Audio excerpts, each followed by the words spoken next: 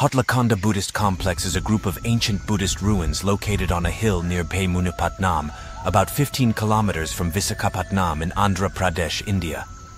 The hill is about 128 meters above sea level and overlooks the sea. The Telugu name THOTLA KONDA derived from the presence of a number of rock-cut cisterns hewn into the bedrock of the hillock. The complex was built between the 3rd century BC and 3rd century AD, and was a major center of Buddhist learning and worship. It is believed to have been one of the ports of entry for Buddhist monks and pilgrims from Sri Lanka and other parts of Southeast Asia. The complex is composed of a number of stupas, chaityagrihas and viharas, as well as remnants of a kitchen, a dining hall, and rock-hewn cisterns.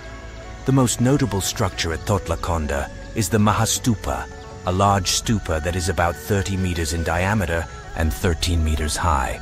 The stupa is believed to have been built over the remains of a Buddhist monk or saint. Other important structures at the complex include the Chaitya-griha, a hall with a semicircular roof that was used for worship, and the viharas, which were residential quarters for monks. THOTLA KONDA Buddhist Complex is a well-preserved example of an ancient Buddhist monastic complex.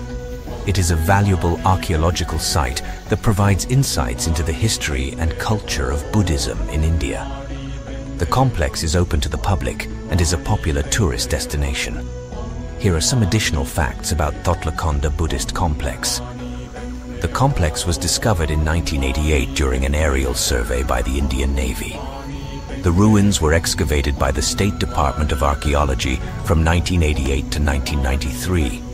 The complex is a protected monument under the Archaeological Survey of India. The complex is located in a scenic area with views of the sea. The complex is a popular tourist destination, especially for Buddhist pilgrims.